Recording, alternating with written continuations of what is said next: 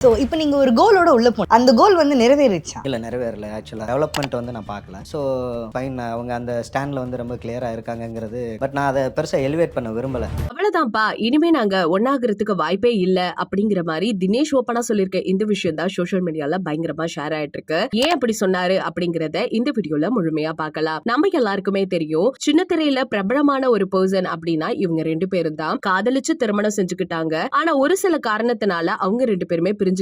ஏன் எதுக்கு அப்படின்னு ரசிகர்கள் நிறைய கேள்வி எழுப்பிட்டு இருக்கும் பொழுது ரீசன்ட் பீரியடா வந்து ரச்சிதா நிறைய விஷயங்கள்ல ஓப்பனாவே வந்து சோஷியல் மீடியாவுல போஸ்ட் பண்ணிருந்ததை நம்ம பார்த்துட்டு இருந்தோம். இப்ப தினேஷ் அவர்கள் ஒரு இன்டர்வியூல ஒரு சில விஷயங்களை ஷேர் பண்ணிருக்காங்க. பிக் பாஸ் போயிட்டு வந்த தினேஷ் அவர்கள் நம்ம வாழ்க்கை எப்படியாவது சேஞ்ச் ஆயிடும் அப்படின்னு எதிர்பார்த்துதான் பிக் பாஸ்குள்ள போனாங்க. ஆனா அப்படிலாம் எதுவுமே ஆகல. வெளியில வந்து அவர் பார்க்கும்போது தான் தெரிஞ்சுச்சு அந்த லைஃப் அதே இடத்துல அப்படியே தான் இருந்துச்சு அப்படின்னு. இனி ரச்சிதா மாறுவாங்க அப்படிங்கறதுல எனக்கு சுத்தர நம்பிக்கையே இல்ல. அவங்கள சுத்தி ஒரு சுவரை எழுப்பி வச்சிருக்காங்க. அதுக்குள்ளே வாழ போறேன் அப்படின்னு சொல்லிட்டு இருக்காங்க. இனிமே நான் என் அடுத்த வாழ்க்கையை பார்த்து நான் பயணிக்கிறது தான் ரொம்ப நல்லது அப்படிங்கிற மாதிரி தினேஷ் அவர்கள் பேசியிருக்காரு. இந்த உருக்கமான செய்தி ரசிகர்களுக்கு இடையில பெரிய பேச்சுவார்த்தையே நடந்துட்டு இருக்கு. ஏன்னா நம்ம எல்லாருமே எதிர்பார்த்த ஒரு விஷயம் தான், ரச்சிதா தினேஷ் 2 பேரும் சேர்ந்தா ரொம்ப நல்லா இருக்கும்னு. ஏன்னா தினேஷ் பிக் பாஸ்குள்ள ரொம்பவே நீட் அண்ட் குட்டா அவர் இருந்தாரு. அவரோட கேரக்டர் வைஸ் எல்லாருக்குமே ரொம்பவே பிடிச்சிருந்துச்சு. இப்படி இருக்க நிலையில நம்ம ரச்சிதாவையும் ஒரு சில வார்த்தைகளால திட்டிக்கிட்டு தான் இருந்தோம். விட மனசு வந்துச்சு அப்படிங்கிற மாதிரி. இந்த நிலையில